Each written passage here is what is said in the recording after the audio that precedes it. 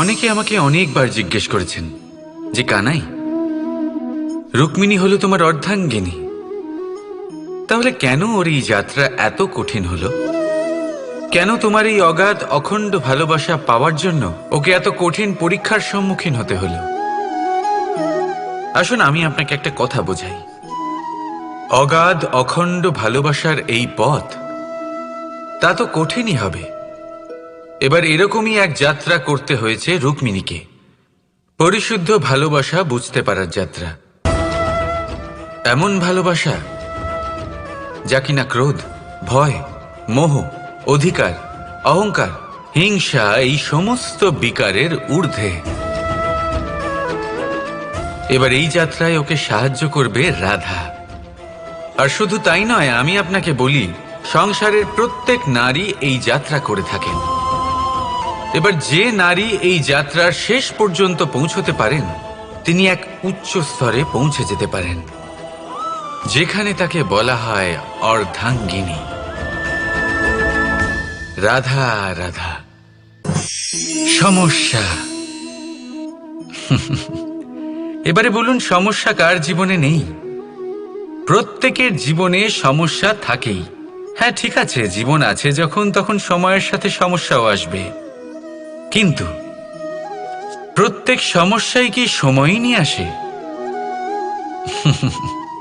না, আপনি সমস্ত সমস্যার দায় সময়কে দিতে পারেন না।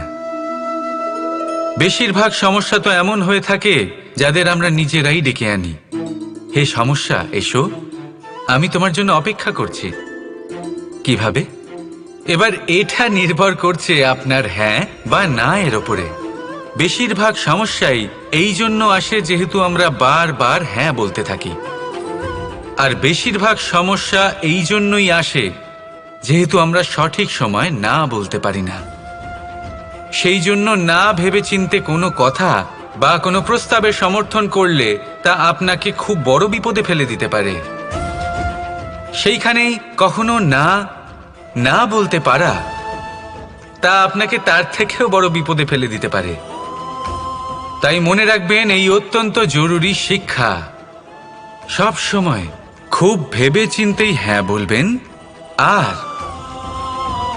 দৃঢ়তার সাথে না বলবেন। আর বিশ্বাস করুন, আপনার জীবন অত্যন্ত সুখময় হয়ে যাবে। তাহলে আসুন আমার সাথে ভালোবেসে বলুন, রাধা রাধা। সাফল্য। সাফল্য এই পৃথিবীতে কে না পেতে চান? প্রত্যেক মানুষ চান যেন সাফল্য নিজে এসে তার কাছে ধরা দেয়। এবার সাফল্য তাদের কাছে এসে ধরা দেয় যারা নিজের পা ধরাতলে রেখে চলেন, যারা স্বপ্নের জগতে বিচরণ না করে বাস্তবের মাটিতে পা রেখে চলেন এবং তাও দৃঢ়তার সাথে। সাফল্য তারা পান না যারা বাড়িতে বসে বসে শুধু স্বপ্ন দেখেন। সাফল্য নিজে থেকে তাদের কাছেই আসে যারা নিরন্তর চেষ্টা করেন, যারা পরিশ্রম করেন আর নিজের এই জীবনকে অন্যের কাছে সফল করে দেখান। তাহলে সিদ্ধান্ত হলো আপনার। সফল সবাই হতে চান, স্বপ্ন সবাই সার্থক করতে চান। স্বপ্ন তখনই সার্থক হয় যখন পরিশ্রম করবেন, আর সাফল্য তখনই আপনার সাথে থাকবে যতক্ষণ আপনি বিনম্র থাকবেন। তাহলে আসুন আমার সাথে ভালোবেসে বলুন, রাধা রাধা। বিবাহ। একজন নারীর জীবনে বিবাহের গুরুত্ব কতটা? আসুন আমরা কথা বলি রুক্মিণীকে নিয়ে। একজন নারী যিনি পবিত্র মানসিকতা নিয়ে কাউকে ভালোবেসেছেন, তাকে বিয়ে করতে চেয়েছেন। এবার বিয়ে মানে কাউকে পাওয়া, মানে কারোর হাত ধরে আগামী সমস্ত জীবন তার সাথে কাটিয়ে দেওয়া। এবার আমার হাত ধরে রুক্মিণী বিয়ের সুখ তো নিশ্চয়ই পেয়েছে, কিন্তু ওর এই প্রেমের যাত্রা এর অন্ত হলো না, বরং তা শুরু হলো। এবার রুক্মিণীর জীবনে সেই অধ্যায় শুরু হয়ে গেছে যেখানে ওকে সেই মানুষকে বুঝতে হবে যার হাত ধরে সমস্ত জীবন অতিবাহিত করার সিদ্ধান্ত নিয়েছে সে। এবার এরকম একটা সময় প্রত্যেকের জীবনে এসে থাকে প্রত্যেকের মানে আপনারও। আপনার জীবনেও এমন এক সময় আসবে, তার জন্য তৈরি থাকুন। নিজের মনে যা যা বিকার আছে তা কোথাও ত্যাগ করে আসুন, আর পরিশুদ্ধ ভালোবাসা দিয়ে, পবিত্র মন দিয়ে নিজের জীবন সাথীকে বোঝার চেষ্টা করুন, কোনো আশা না রেখে। যদি এরকম করতে পারেন তবেই কঠিন পরীক্ষায় উত্তীর্ণ হবেন, নয়তো নয়। রাধা রাধা। অর্ধাঙ্গিনী। আপনার জীবনে অর্ধাঙ্গিনীর ভূমিকা কি হতে পারে? আপনি বলবেন সেরকমই যেমন আমার জীবনে রুক্মিণীর ভূমিকা। এটা সত্যি, কিন্তু এটাও সত্যি কথা যে আমার আর রুক্মিণীর এই সম্পর্ক, তাকে আরো গভীর করার জন্য অত্যন্ত প্রয়োজনীয় হলো আমরা প্রথমে বন্ধু হই। একজন ভালো স্বামী বা স্ত্রী হবার প্রথম পদক্ষেপ বন্ধুত্ব, অর্থাৎ সখা প্রেম। যতক্ষণ না এক স্বামী স্ত্রী নিজেদের সম্পর্কে বন্ধুত্বের মাহাত্ম্য বুঝতে পারবেন না, ততক্ষণ এই সম্পর্ক যেন অপূর্ণ থেকে যাবে।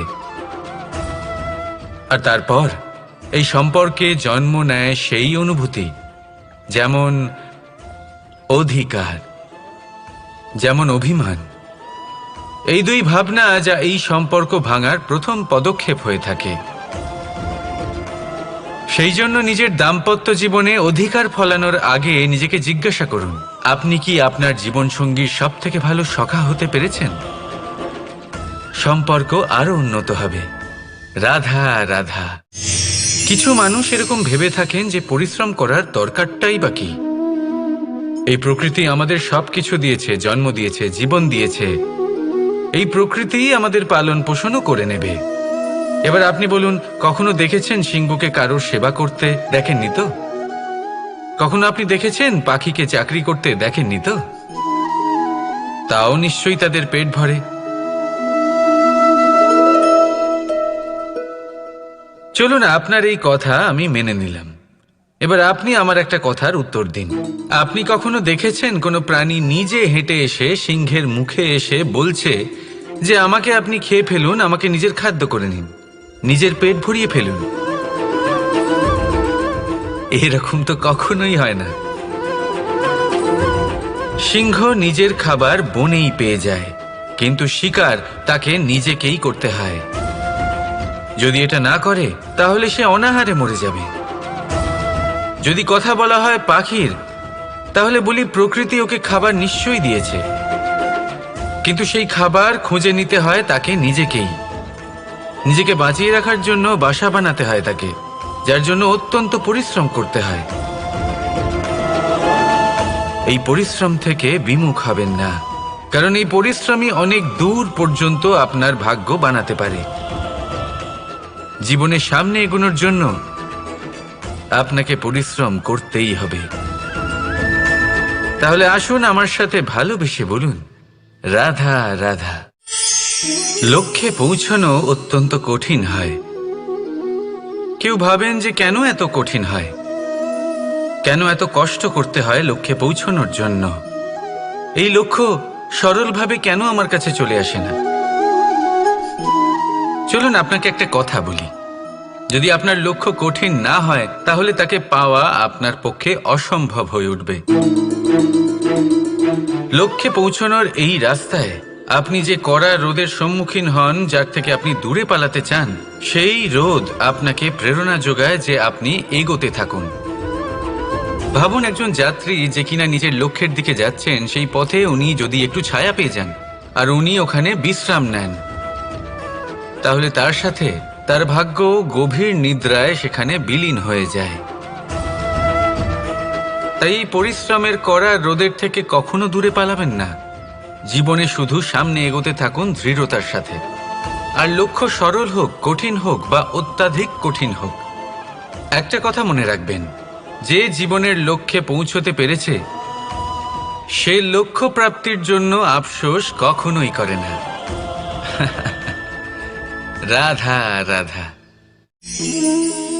যে কোনো বস্তুর বা প্রাণীর আকার, স্থিতি, পরিস্থিতি বা শক্তি দেখে আপনি কি তার ক্ষমতার অনুমান করতে পারবেন? কখনোই না। আসুন আমি আপনাকে উদাহরণ দিই একটা তলোয়ারের। সেই তলোয়ার যার দ্বারা আপনি অনেক বড় বড় যুদ্ধ জেতেন, বড় বড় রাজাদের পরাস্ত করতে পারেন। এবার আপনি যদি এই তলোয়ার কাউকে দেখিয়ে তার থেকে তার বস্ত্র ছিনিয়ে নেন, তাহলে দেখবেন যখন সেই বস্ত্র ছিঁড়ে যায় তখন একটা ছোট্ট সূচি চমৎকার করতে পারে। তখন এই তলোয়ার কোনো কাজে লাগবে না। সেইভাবেই একটা মাছ কখনো বনে গিয়ে শিকার করতে পারে না, আর সেইভাবেই সিংহ জলের রাজা হতে পারে না। প্রত্যেকের নিজের নিজের দুর্বলতা রয়েছে, প্রত্যেকের নিজের নিজের শক্তি রয়েছে, আর এই প্রকৃতি সবাইকে এইভাবেই বানিয়েছে যে প্রত্যেকের মধ্যে কোনো না কোনো বিশেষ গুণ অবশ্যই থাকে। তাই যদি আপনি নিজের মধ্যে বা অন্যদের মধ্যে শুধুই দোষ দেখতে পান, তাহলে একটু উপর থেকে দেখুন, সবার মধ্যে বিশেষ গুণ খুঁজে দেখতে শুরু করুন। আপনি বুঝবেন আপনি নিজেও কত বিশেষ আর অন্যরাও কত বিশেষ। আপনি বুঝবেন এই সংসার, এই প্রকৃতি হলো কতটা বিশেষ। তাহলে আসুন আমার সাথে ভালোবেসে বলুন, রাধা রাধা। জলরাশির সাথে আমার প্রেম চিরন্তনের, তা সে মথুরার যমুনা নদীই হোক বা দ্বারকার সমুদ্রই হোক। সমুদ্রের ধারে চলতে চলতে যখন সেই কোমল ঢেউ পা ছুঁয়ে যায়, আহা, ক্লান্তি যেন দূর হয়ে যায়। আমাদের মধ্যে একটা শক্তির জন্ম দেয়, মনকে উৎফুল্ল করে তোলে। সেই ঢেউয়ের বিষয় কি আপনারা কখনো ভেবেছেন? এই ঢেউই যখন তটে আসে, ছোট পাথরের সাথে ধাক্কা খেয়ে বিক্ষিপ্ত হয়ে যায়। আর এমন এক সময়ও আসে যখন এই ঢেউই এত ভয়ঙ্কর হয়ে ওঠে যে সবকিছু ধ্বংস করে দেয়, সবকিছু নষ্ট করে দেয়। এর একটা সারমর্ম রয়েছে, একটা অত্যন্ত গুরুত্বপূর্ণ শিক্ষা রয়েছে, যে কখনো কাউকে দুর্বল মনে করবেন না, কখনো না। কারণ এই দুর্বলতা যখন তার প্রকৃত শক্তির রূপ দেখায়, প্রবল বিনাশ সৃষ্টি করে। তাই কারোর বিনম্রতার, কারোর কোমলতার সর্বদা সম্মান করতে শিখুন। রাধা রাধা। লক্ষ্য, পথ আর সাফল্য, এই তিনটেই একে অপরের সাথে জড়িত, কিন্তু অনেকবার মানুষ এদের ঠিকভাবে বুঝতে পারেন না। তারা ভাবেন যে যেরকম লক্ষ্য হবে সেরকমই পথ হবে, সেই মতোই লক্ষ্য কঠিন হলে পথ কঠিন হবে, লক্ষ্য সরল হলে পথও সরল হবে। যদি আপনাকে আসল সত্যের সাথে অবগত করাই, তাহলে দেখবেন সবকিছুই এর উল্টো। লক্ষ্য নিজের পথ বানায় না, পথ সেটাই যেটা আপনি স্বয়ং নির্বাচন করে আপনি নিজে বানান। সেই অনুসারেই আপনি আপনার লক্ষ্যে পৌঁছতে পারবেন। সেই জন্য জীবনে যখনই লক্ষ্যে পৌঁছানোর পথের বিষয়ে আপনি কোনো সিদ্ধান্ত নেবেন, তাহলে তা ভেবে চিন্তে নেবেন, কারণ এই পথ অত্যন্ত গুরুত্বপূর্ণ। পথ যদি শুভ হয়, তাহলে লক্ষ্য আপনা থেকেই শুভ হয়ে যায়। তাহলে আসুন আমার সাথে ভালোবেসে বলুন, রাধা রাধা। আপনি কখনো ময়ূরকে নৃত্য করতে দেখেছেন? কথায় আছে যে যখন ময়ূর নৃত্য করে তখন তার চোখ থেকে অশ্রু ঝরে পড়ে। সেখানেই অন্যদিকে আছে হাঁস। কথায় আছে যে এরা নাকি মৃত্যুর সময়ও কলরব করে, অর্থাৎ গান গায়। হয়তো সেই জন্যই মুক্তোর দানা হাঁস খুঁজে পায়, ময়ূর পায় না। এর একটাই সারমর্ম, জীবনে আপনি যে কাজই করুন, সে বড় হোক বা ছোট, প্রসন্নতার সাথে করুন। মনে কোনো তিক্ততা নিয়ে করবেন না, তাকে কষ্ট দিয়ে করবেন না। যদি এই বিষয়ে আপনাকে কোনো উদাহরণ দিই, তাহলে বলি একজন চিত্রকারকে দেখুন। চিত্রকার নিজের ছবি যে রং দিয়েই ভরিয়ে তোলেন, সেই রঙই প্রতিচ্ছবি হয়ে তার শিল্পকে রঙিন করে তোলে। তাই মনে রাখবেন, প্রসন্নতার সাথে যে কাজই করবেন তা অত্যন্ত ভালো হবে। আসুন আমার সাথে ভালোবেসে বলুন, রাধা রাধা। অনেক সময় মানুষ এই কথায় দুঃখ পান যে কেন বারবার তার ক্ষমতার ওপরে সন্দেহ প্রকাশ করা হয়, কেন বারবার তাকে পরীক্ষা দিতে হয়, কেন? জিজ্ঞেস করে এটাই কি আমার ভাগ্য যে একাধিকবার আমার ক্ষমতা আমাকে প্রমাণ করতে হবে? মানুষ মনে করে এ হলো দুর্ভাগ্য। আমি মনে করি এ হলো সৌভাগ্য। কিভাবে? সন্দেহ কার ওপরে করা হয়? সোনার বিশুদ্ধতাকে নিয়ে, লোহাকে নিয়ে নয়। বিশুদ্ধতার নিরিখে বারবার তাকে পরীক্ষা করা হয়, তামাকে করা হয় না। রত্নকারের আঘাত হীরেকে সহ্য করতে হয়, কোনো কাঁকরকে নয়। সেই জন্য নিজের ভাবনাকে ধন্যাত্মক করে তুলুন। জীবনে যত পরীক্ষায় আসুক না কেন, হাসি মুখে তার সম্মুখীন হন, তাতে উতলা হবেন না। আর তারপর দেখবেন আপনার অন্তরের এই রত্ন আপনার জীবনকে উজ্জ্বল করে তুলবে। তাহলে আসুন আমার সাথে ভালোবেসে বলুন, রাধা রাধা। সকলে বলেন এবং আমিও বলি যে মানুষ যেমন সঙ্গে মেলামেশা করেন সেরকমই তার স্বভাব হয়ে যায়। এ হলো সত্য, কিন্তু এটা হলো অর্ধ সত্য।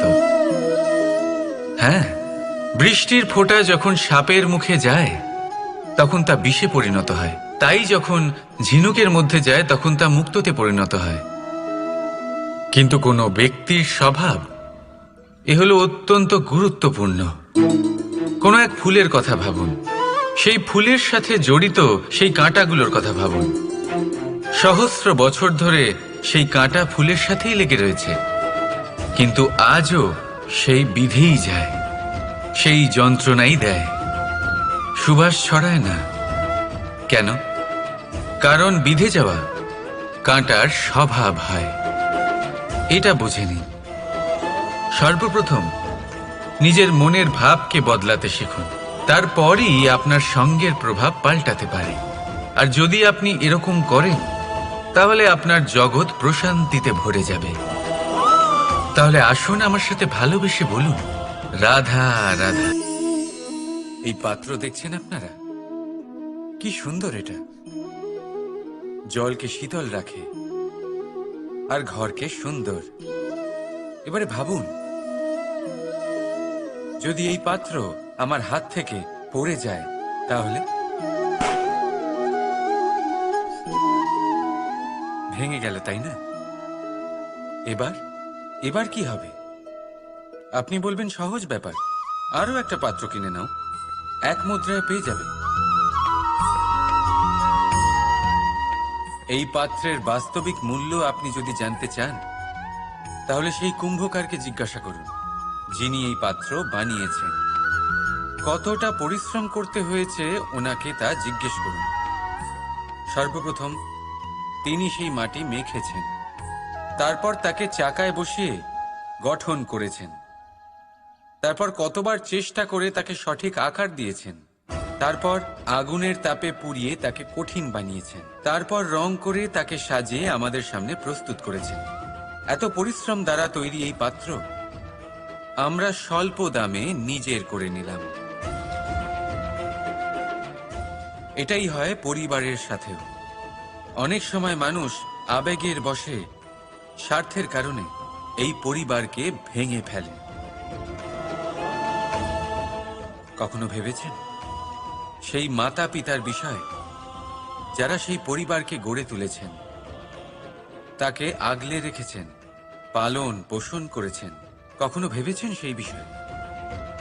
ভবিষ্যতে যদি কখনো এরকম কোনো চিন্তাধারা মাথায় আসে, এমন কোনো ভাবনা আসে যার কারণে আপনি পরিবারকে ভাঙতে চলেছেন, নিজেকে আটকে নিন। নিজেকে মনে করান সেই মাতা পিতার বিষয়ে, ওনাদের পরিশ্রমের বিষয়, ওনাদের ধৈর্যের বিষয়, তাদের প্রেমের বিষয়। আপনার আশা আবেগ, আপনার স্বার্থসিদ্ধি, এই সব কিছু তার সামনে খুবই ছোট মনে হবে। রাধা রাধা।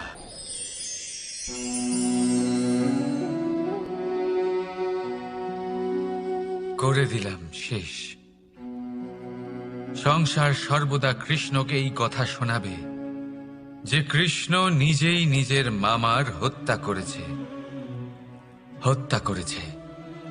কিন্তু এটা সময়ের প্রয়োজন ছিল। আর এই কিন্তু হত্যা নয়, বধ ছিল।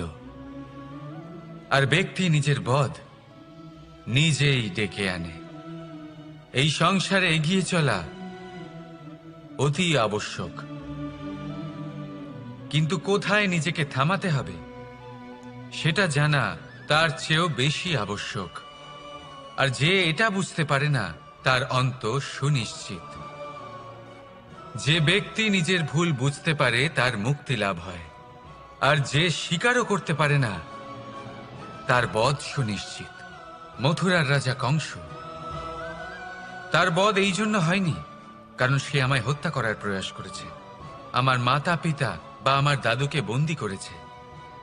ওর বধ এই জন্য হয়েছে যে ওর ঘৃণা প্রেমের সীমায় আসা সত্ত্বেও থামেনি। কংস মামা এটা কখনো বোঝেনি যে নিজেকে কখন থামাতে হবে।